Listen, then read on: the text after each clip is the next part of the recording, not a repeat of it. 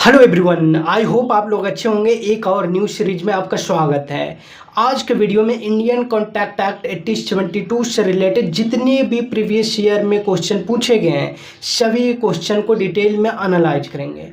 इससे पहले 3 और वीडियो अपलोड कर चुका हूं, कंपनी एक्ट 2013 का, LLP act 2008 and GST act 2017। इन तीनों एक्ट से रिलेटेड जितने भी प्रीवियस ईयर में क्वेश्चन पूछे गए थे सभी का डिटेल एनालाइज किया था। सभी वीडियो प्लेलिस्ट में आपको मिल जाएगा। यूनिट 9 एक प्लेलिस्ट बना हुआ, उसमें ये सभी वीडियो आपको मिलेगा। आज का टॉपिक है इंडियन कॉन्ट्रैक्ट एक्ट 1872। इस वीडियो में, इस लेक्चर में देखेंगे कि जितने भी प्रीवियस एग्जाम में क्वेश्चन पूछे गए हैं फ्रॉम 2022 टू टिल 2024, जून 2024 में जो एग्ज़ाम हुआ है इसमें भी क्वेश्चन करीब करीब इस एक्ट से, इंडियन कॉन्ट्रैक्ट एक्ट से 4 क्वेश्चन आया था। मैं उसको भी कंसिडर किया हूँ। तो वीडियो को शुरू से अंत तक देखना और चैनल पर न्यू हो सब्सक्राइब कर लेना, बेल आइकन को प्रेस करना। चलो स्टार्ट करते हैं। और ये रहा आपके स्क्रीन पर first question.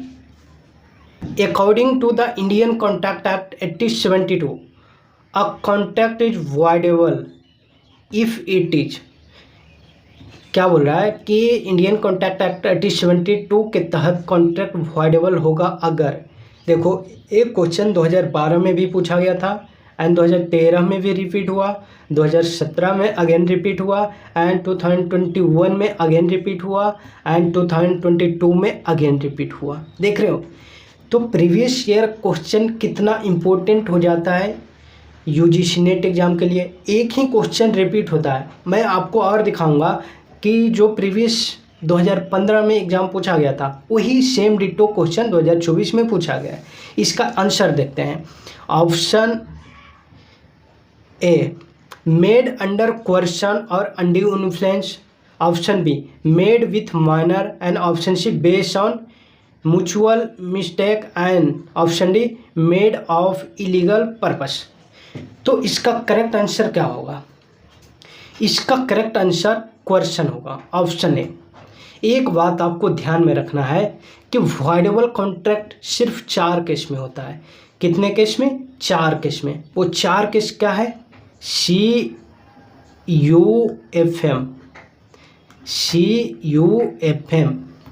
C for question, U for undue influence, F for fraud, M for misrepresentation.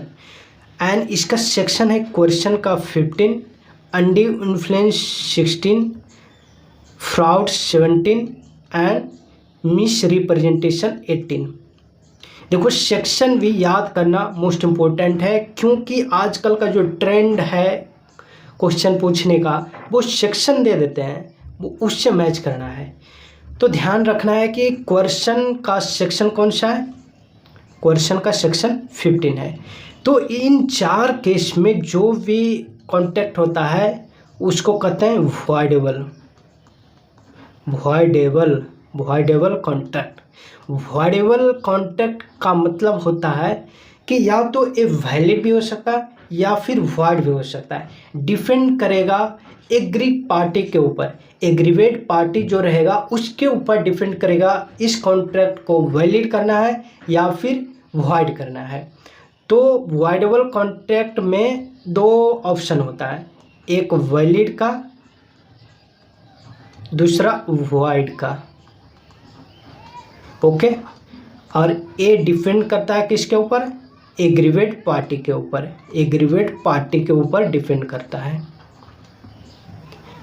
I hope आपको समझ में आ गया। चलो नेक्स्ट क्वेश्चन देखते हैं। और ये रहा आपके स्क्रीन पर। इससे पहले इसका आंसर देख लो। इसका आंसर आप देख सकते हो। एंड ये रहा नेक्स्ट क्वेश्चन सेकेंड।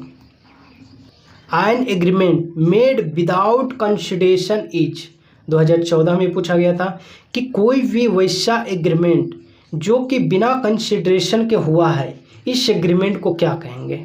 सोचो क्या कह सकते हैं। आप पढ़े हो, 5 सेकंड आपके पास टाइम है सोचने का। आई होप आप कुछ सोचे होंगे। ऑप्शन देख लेते हैं। वॉइडेबल कहेंगे, वॉइडेबल कहेंगे, या वॉइड कहेंगे, या इन्फोर्सिबल कहेंगे, या इलीगल कहेंगे। तो कोई भी एग्रीमेंट जो बिना कंसिडरेशन का होता है उसको वॉइड कहते हैं। वॉइडेबल का तो मैंने बताया सिर्फ 4 केस में होता है। कौन कौन? CUFM, coercion, undue influence, fraud and misrepresentation. Enforceable नहीं, इलीगल भी नहीं, ठीक है। विदाउट कंसिडरेशन होगा तो वॉइड हो जाएगा। देखो एग्रीमेंट जो होता है ना, एग्रीमेंट बराबर प्रॉमिस प्लस कंसिडरेशन। प्रॉमिस में जब कंसिडरेशन ऐड कर देते हैं वो एग्रीमेंट बन जाता है। तो इसका डेफिनेशन हो गया, every promise and every set of promise forming the consideration is known as agreement. जब एग्रीमेंट में हम ऐड कर देते हैं, यानी कि ये जब एग्रीमेंट इन्फोर्सिबल बाय लॉ होता है। क्या? इन्फोर्सिबल बाय लॉ, तो बन जाता है कॉन्ट्रैक्ट। क्या बन जाता है? कॉन्ट्रैक्ट। जब एग्रीमेंट लॉ के द्वारा इन्फोर्स हो जाता है तो वो कॉन्ट्रैक्ट बन जाता है। देखो एक क्वेश्चन, मैं इस क्वेश्चन को सोल्व करेंगे तो एक क्वेश्चन से आपको 10 क्वेश्चन सोल्व होगा, क्योंकि मैं जो डिटेल में बता रहा हूँ सभी पॉइंट मोस्ट इम्पोर्टेंट और की पॉइंट बता रहा हूँ। इससे रिलेटेड हर एक क्वेश्चन पुटअप किए जाते हैं, पूछे जाते हैं। मैं आगे जिसे जिसे क्वेश्चन आते जाएगा वहाँ पर एक्सप्लेन नहीं करूँगा, वहाँ पर सीधे बताऊँगा कि क्वेश्चन 2 में मैं एक्सप्लेन किया था, देखो इसी पॉइंट से आ गया, ठीक है। तो जो कंसिडरेशन, जो एग्रीमेंट बिना कंसिडरेशन का होता है उसको वॉइड एग्रीमेंट कहेंगे। एंड इसका एक्सप्लेनेशन लिख दिया हूँ, आप इसको पढ़ सकते हो। Next question 3, a contract which is enforceable by law. देखो आ गया ना कि एक वो कॉन्ट्रैक्ट जो कि लॉ के द्वारा इन्फोर्स होता है at the option of one और more of the party but not at the option of other is known as. क्या बोल रहा है? एक वैसा कॉन्ट्रैक्ट जो कि दूसरे पार्टी पर डिपेंड करता है कि वह पार्टी उस कॉन्ट्रैक्ट को या तो वैलिड करेगा या वॉइड करेगा, तो उस कॉन्ट्रैक्ट को क्या कहेंगे? क्वेश्चन 1 में मैंने क्या बताया था कि 4 वो कॉन्ट्रैक्ट होता है जो वॉइडेबल होता है। एंड उस वॉइडेबल कॉन्ट्रैक्ट को वैलिड और वॉइड करने का कैपेसिटी किसके पास है? कैपेसिटी एग्रीवेड पार्टी के ऊपर डिपेंड करता है। तो यही क्वेश्चन है। देन इसका आंसर क्या होगा? इसका आंसर हो जाएगा वॉइडेबल कॉन्ट्रैक्ट। क्या? Voidable contract. तो ये चीज़ ध्यान में रखना है, इस लाइन को ध्यान में रखना है। At the option of one और more of the party but not at the option of the other, इसी को कहते हैं एग्रीवेड पार्टी। क्या? एग्रीवेड पार्टी इसी को कहते हैं। और एग्रीवेड पार्टी किस में होता है? वॉइडेबल कॉन्ट्रैक्ट में। और ये रहा एक्सप्लेनेशन, आप इसको पढ़ सकते हो easily. Next question, 3rd question पर चलते हैं। 4th question 4, under the Indian contract act 1872 which of following is not consider as a valid consideration. इस क्वेश्चन में पूछा गया है, इसका क्वेश्चन में पूछा गया है कि इंडियन कॉन्ट्रैक्ट एक्ट के अकॉर्डिंग कंसिडरेशन किसको नहीं कहेंगे? कंसिडरेशन किसको नहीं कहेंगे? Option A past consideration, option B adequate consideration, option C illegal and option D present consideration. तो कंसिडरेशन को पहले मैं डिफाइन करूं तो सेक्शन 2D में कंसिडरेशन को डिफाइन किया जाता है। एंड कंसिडरेशन का मतलब होता है something is return, something is return. And इसका एक लैटिन वर्ड भी है क्वाइड प्रो क्यू, ये चीज़ आप लिखते जाना, क्वाइड प्रो क्यू ये लैटिन वर्ड हुआ। एंड कंसिडरेशन में भी पास्ट भी हो सकता है, प्रेजेंट भी हो सकता है और फ्यूचर भी हो सकता है, ठीक है। और ये जो कंसिडरेशन होगा ना, एडुकेट कंसिडरेशन होगा। इन एडुकेट कंसिडरेशन नहीं चलेगा, इन एडुकेट कंसिडरेशन नहीं चलेगा, इलीगल कंसिडरेशन नहीं चलेगा, ठीक है। इलीगल कंसिडरेशन क्या होता है? इलीगल कंसिडरेशन का मतलब होता है कि मैं बोलता हूँ कि उसको मार दो, मान लिया जाए मोहन है एक आदमी, मैं बोलता हूँ लो 5 लाख रुपया मोहन को सफा कर दो, तो ये जो मैं कंसिडरेशन दे रहा हूँ तो ये इलीगल कंसिडरेशन है। तो इस कंसिडरेशन के कारण एग्रीमेंट वैलिड नहीं होगा। ठीक है, तो यहाँ पर बोल रहा है कि कंसिडरेशन कौन सा वैलिड होगा, तो कंसिडरेशन पास्ट भी हो सकता है, एडुकेट और प्रेजेंट भी। अब यहाँ पर ये क्वेश्चन में पूछा गया था कौन सा कंसिडरेशन वैलिड नहीं है, तो ऑप्शन सी इसका करेक्ट होगा, इलीगल कंसिडरेशन वैलिड नहीं है। तो देख लो कितना डिटेल में मैं आपको बता रहा हूँ, इससे क्या हो रहा है, इंडियन कॉन्ट्रैक्ट एक्ट पूरा आपको क्लियर होते जा रहा है। ये एक क्वेश्चन नहीं है, इस क्वेश्चन में आपको करीब करीब 10 क्वेश्चन सॉल्व होगा। तो आपको इस चैनल को सब्सक्राइब जरूर कर लेना है और वीडियो को लाइक जरूर करना है। ध्यान रखना, अगर चैनल नहीं सब्सक्राइब करोगे एग्जाम में भूल जाओगे, पक्का श्योर, मेरा श्राप है। इसका एक्सप्लेनेशन देख लो एंड नेक्स्ट क्वेश्चन की ओर बढ़ते हैं। The correct sequence imply in Indian contract act 1872 2018 में पूछा गया है कि सीक्वेंस बताना है इंडियन कॉन्ट्रैक्ट एक्ट में क्या क्या सीक्वेंस होता है। मीन्स पहले क्या होगा, ऑफर, एक्सेप्टेंस, कॉन्ट्रैक्ट, एग्रीमेंट, फलाना डिमका क्या होगा। Option A offer, option B acceptance, option C promise, option D agreement, option E contract. तो इसका ऑप्शन दिया हुआ है 1 में। देखो मैं सीधे इसका आंसर बताता हूँ। तो फर्स्ट में प्रपोजल या ऑफर होता है एंड सेकंड में उस ऑफर या प्रपोजल को एक्सेप्ट किया जाता है एंड जब एक्सेप्टेंस में प्रॉमिस होता है, एक्सेप्टेंस के बाद प्रॉमिस होता है एंड प्रॉमिस में जब कंसिडरेशन ऐड कर देते हैं एग्रीमेंट बन जाता है एंड एग्रीमेंट जब इन्फोर्सेबल बाय लॉ होता है उसको कॉन्ट्रैक्ट कहेंगे। तो ये सीक्वेंस ABCDE सही है। इसमें से ऑप्शन देख लो कौन सा सही होगा, 4 ABCDE। ठीक है, और इसका सेक्शन भी आपको ध्यान में रखना है। देखो सेक्शन से भी क्वेश्चन पूछा गया है, 2024 वाला जब क्वेश्चन दिखाऊंगा वहाँ उसमें सेक्शन से पूछा गया था। ऑफर या प्रपोजल का सेक्शन होता है 2A एंड एक्सेप्टेंस का 2B एंड प्रॉमिस का 2C एंड कॉन्ट्रैक्ट का 2H। ठीक है, 2H। तो ये सभी सेक्शन ध्यान में रखना है। नेक्स्ट क्वेश्चन से पहले इसका आंसर आप देख लो। ठीक है, एंड ये रहा next question 6। According to Indian contract act 1872 an agreement made without consideration. देखो फिर से रिपीट हुआ ना 2021 में, सेम क्वेश्चन था। तो ये क्या बोल रहा है, बिना कंसिडरेशन के जो एग्रीमेंट होगा उस एग्रीमेंट को क्या कहेंगे। Option A void, option B voidable, option C enforceable and option D illegal. क्या कहेंगे, वॉइड। फिर से मैं बता दूं, वॉइडेबल क्या होता है, 4 कष्ट में question, undue influence, fraud and misrepresentation. Question का सेक्शन 15 है, undue influence 16 and fraud 17 and misrepresentation 18। ये मैं क्यों बार बार रिपीट कर रहा हूँ, इसलिए कि क्वेश्चन रिपीट किया जा रहा है और इस सेक्शन से भी रिपीट किया जा रहा है। ये सभी जो की पॉइंट बता रहा हूँ, question, undue influence, fraud, misrepresentation, एक की वर्ड दिखेगा वैसे ही आपके दिमाग में क्लिक होना चाहिए, अरे ये तो वॉइडेबल कॉन्ट्रैक्ट है, मैं वीडियो में देखा था। ठीक है, तो एक की वर्ड याद रखना है, बाकी तो बाह्य चीज़ें। देखो पूरे कॉन्ट्रैक्ट एक्ट में या पूरे सिलेबस में पढ़ने का मेन मुश्किल से 15 से 20% कंटेंट रहता है, बाकी तो कहानी लिखा हुआ रहता है। तो हमें कहानी में नहीं बहना है, हमें वो एग्जैक्ट की पॉइंट पकड़ना है जिससे क्वेश्चन को सोल्व कर दें।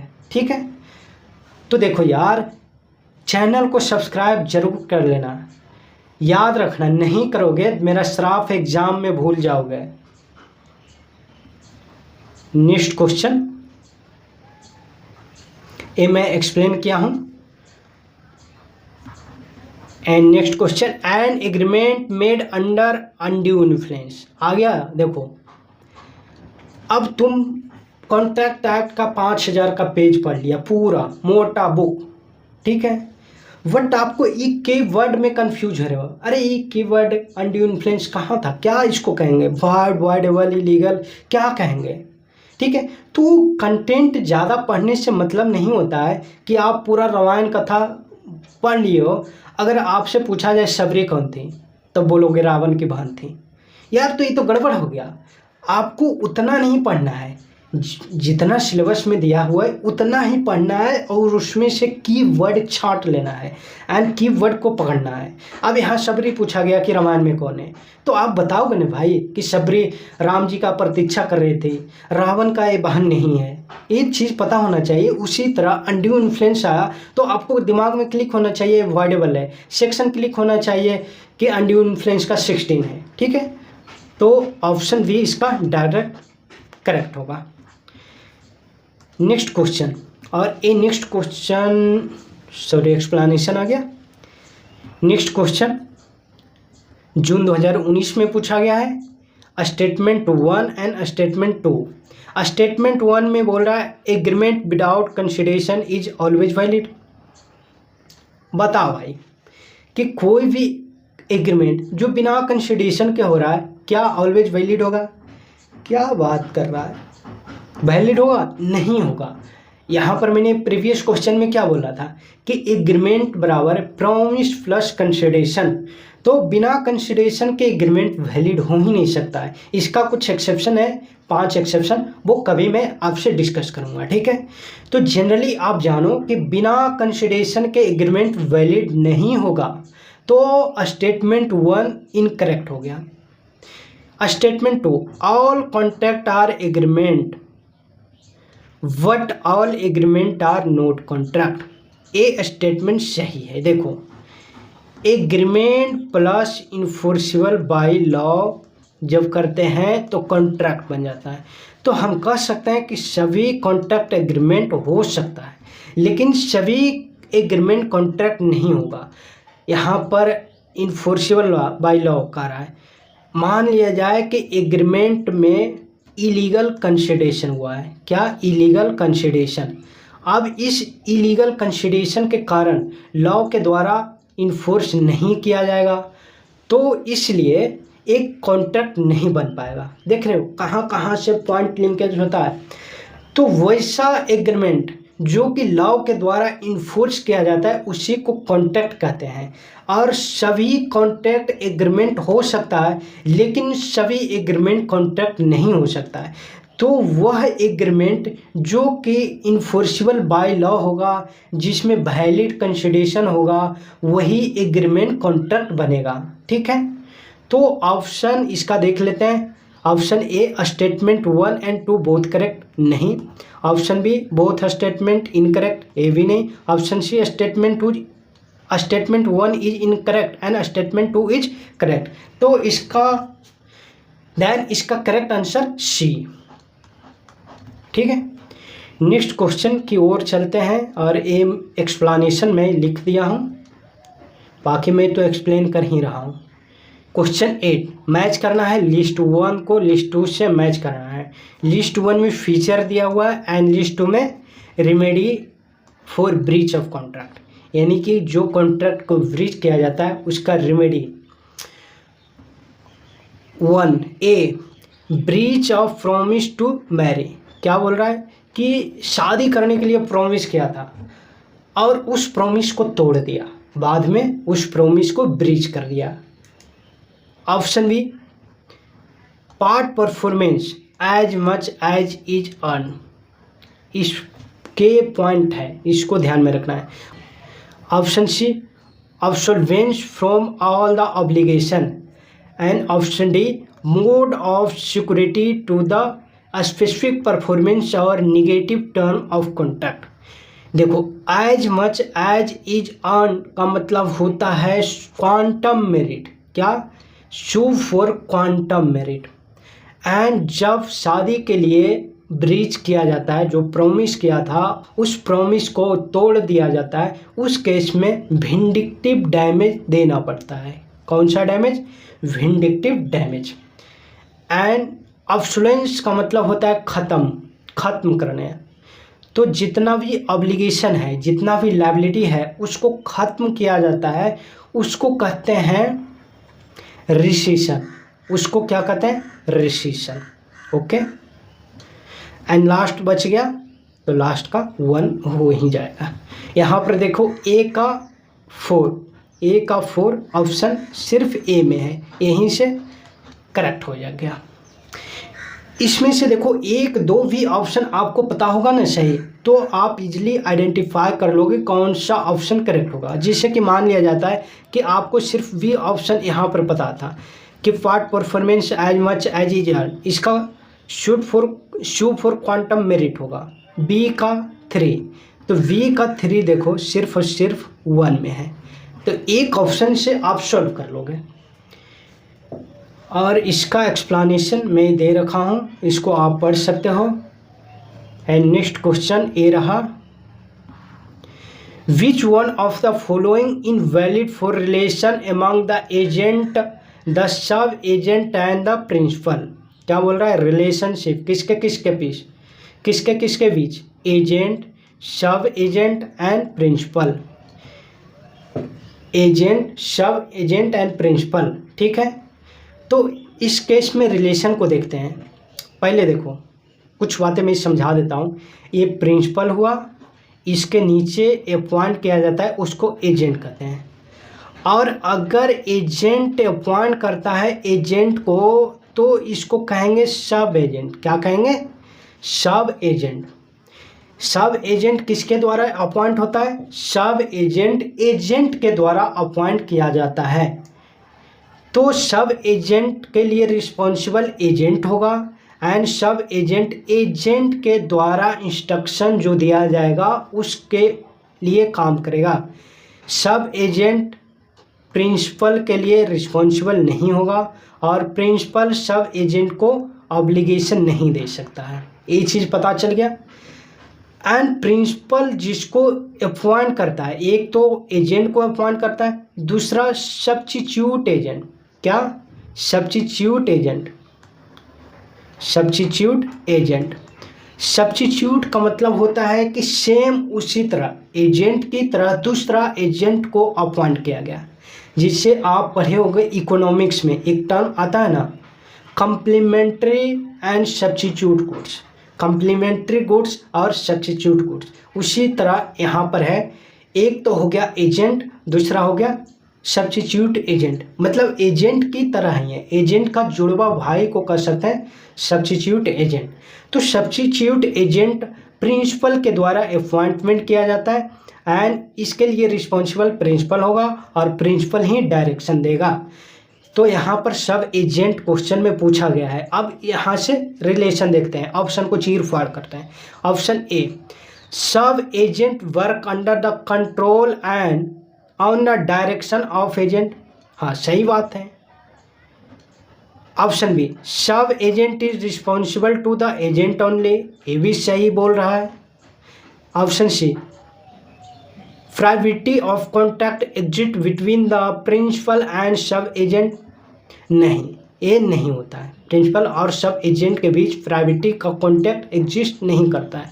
And option D, agent is responsible to the principal for the act of sub agent. Option क्या बोल रहा है? ये जो एजेंट होगा सब एजेंट के रिस्पॉन्सिबल के लिए लायबल होगा, ठीक है। तो ये भी सही है। देखो, इस सब एजेंट को अपॉइंट किया एजेंट, तो इसके एक्ट के लिए ए लायबल होगा। तो प्रिंसिपल के लिए जवाबदेही कौन होगा? एजेंट होगा। सब एजेंट नहीं, एजेंट होगा। सब एजेंट के कर्मों का रिस्पॉन्सिबिलिटी एजेंट लेता है। तो यहाँ पर क्वेश्चन में पूछा गया था कि इनवैलिड कौन सा है। इनवैलिड कौन सा होगा? Privity contract. Option C. Option C इसका करेक्ट ऑप्शन हो गया। क्वेश्चन को अच्छे से पढ़ना है, ठीक है। और एक एक्सप्लेनेशन में दे रखा हूँ। नेक्स्ट क्वेश्चन देखते हैं, क्वेश्चन 11। अब देखो जून 2024 वाला क्वेश्चन आ गया। Which of following is are correct about free consent when not cause by. अब यहाँ बोल रहा है फ्री कंसेंट कौन सा नहीं होगा, नोट काउज वाइज। देखो मैंने क्या बताया था कि 4 केस शुरू क्वेश्चन में, कौन कौन, CUFM, ये क्या होता है, वॉइडेबल, क्या होता है, वॉइडेबल। और वॉइडेबल कॉन्ट्रैक्ट फ्री कंसेंट नहीं होता है, फ्री कंसेंट नहीं होता है। क्यों नहीं होता है? क्योंकि जो एग्रीवेट पार्टी है, एग्रीवेट पार्टी के ऊपर डिपेंड करता है कि कॉन्ट्रैक्ट को वैलिड करना है या फिर वॉइड करना है, ठीक है, वो डिपेंड करता है एग्रीवेट पार्टी के ऊपर। तो इस सभी point, coercion, undue influence, fraud, misrepresentation, free consent नहीं होता है, ठीक है। तो ऑप्शन देख लो, coercion, undue influence, fraud, misrepresentation, ये सभी फ्री कंसेंट नहीं होता है। अब क्वेश्चन में पूछो, क्वेश्चन में क्या पूछा गया, which of following is are correct about free consent. Free consent कौन होगा? तो फ्री कंसेंट बेलमेंट होगा, ऑप्शन ई करेक्ट होगा, ठीक है। और एक बात और फिर से मैं रिपीट कर दे रहा हूँ, बार बार हमेशा रिपीट करते आ रहा हूँ। क्वेश्चन का सेक्शन 15 है, अनड्यू इन्फ्लुएंस का 16, फ्रॉड का 17, मिसरिप्रेजेंटेशन का 18 एंड बेलमेंट का 148, ठीक है। तो इस सेक्शन आपको ध्यान में रखना है। जितना भी मैं लिख रहा हूँ, जितना भी पॉइंट डिस्कशन कर रहा हूँ, उससे आगे पीछे एक भी क्वेश्चन नहीं आएगा। तुम लिख लो, जितना मैं बता रहा हूँ उतना तुम ध्यान में रखो, उतना का नोट्स बना लो और उतना ही आप प्रिपेयर करके जाओ। एग्जाम में कॉन्ट्रैक्ट एक्ट का क्वेश्चन ना बने, मुझसे लिखवा लो, बनेगा ही बनेगा। लेकिन ध्यान रहेगा वही कि अगर आप सब्सक्राइब नहीं करोगे पक्का भूलोगे, इतना तो करना ही होगा आपको। ये मैं एक्सप्लेनेशन पूरा डिटेल में लिख दिया हूँ, इसको आप पढ़ सकते हो स्क्रीनशॉट लेकर, ठीक है।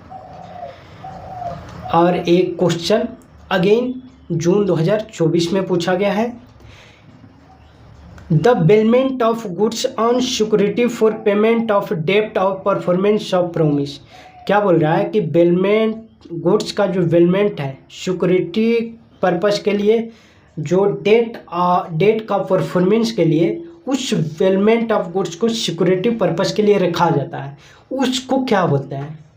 उसको बोलते हैं प्लेज। क्या बोलते हैं? Pledge, okay.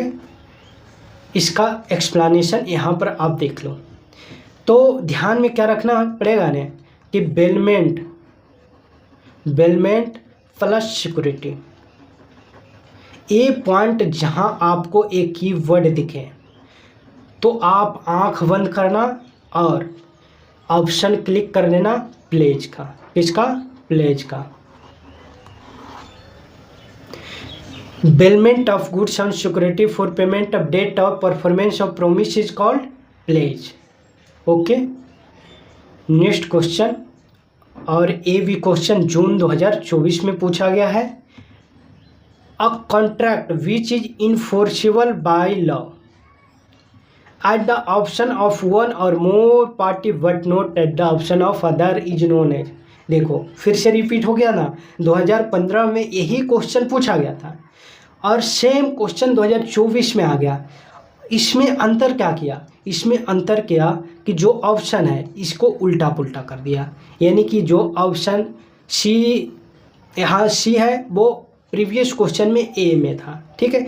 तो ए ऑप्शन को उल्टा पुल्टा सजा दिया, बाकी सेम क्वेश्चन है, रिपीटेड क्वेश्चन है। तो बहुत सारे क्वेश्चन रिपीट होते हैं कॉन्ट्रैक्ट एक्ट से, तो रिपीटेशन ही आएंगे क्वेश्चन। इस पूरा लेक्चर को आप देख लोगे, इस पूरा क्लास को आप देख लोगे, 2-4 बार आप देखना और शॉर्ट नोट क्रिएट करना, इतना ही पढ़ के जाना, आपका क्लियर होगा। इससे 2 से 3 क्वेश्चन पूछे जाते हैं और इट मीन्स कि आपको 6 से 8 मार्क्स दिलाएगा कॉन्ट्रैक्ट एक्ट, जिसे 3 क्वेश्चन 2024 का हो गया ना, आगे मैं बताता हूँ। और इसका आंसर क्या हो जाएगा? Voidable contract. क्या होगा? Voidable contract. Explain I think अब करना जरूरी नहीं है क्योंकि ऑलरेडी एक्सप्लेन कर दिया हूँ। एंड ये देखो सेक्शन से पूछ लिया ना, मैच करना है लिस्ट 1 को लिस्ट 2 से, लिस्ट 1 एंड लिस्ट 2 में सेक्शन लिस्ट 2 में दिया हुआ है। अब यहाँ से आप सोचो मैंने क्या बताया था, CUFM question 15, undue influence 16, fraud 17, misrepresentation 18। 15 किसका, क्वेश्चन का। अब इसमें देखो क्वेश्चन कहाँ गया, D 15। ओके, यहाँ से अगर एक क्वेश्चन D का 2 A में भी है और 1 में भी है और 4 में, तो 2 और 3 ऑप्शन तो यहीं से कट गया। अब आगे देखते हैं 17 किसका है, फ्रॉड का। तो फ्रॉड देखो 17, यहाँ C का 3 देखो किस में, ऑप्शन 1 में, ठीक है।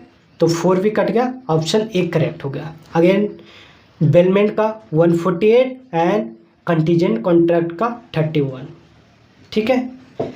तो इसलिए मैं बार बार आपको शुरू से ही बोलते आ रहा था कि सेक्शन को भी पढ़ना है, पिकअप करना है। और जितना मैं आपसे डिस्कस किया हूँ, एक भी पॉइंट इधर उधर का नहीं, इतना क्वेश्चन, ये 14 क्वेश्चन जो मैं डिस्कस किया हूँ, ये 14 क्वेश्चन नहीं, ये 14 क्वेश्चन 50-60 क्वेश्चन के इक्विवेलेंट है। क्योंकि आपको पूरा देखने के बाद समझ में आ गया होगा कि मैं टाइम पास नहीं किया हूँ।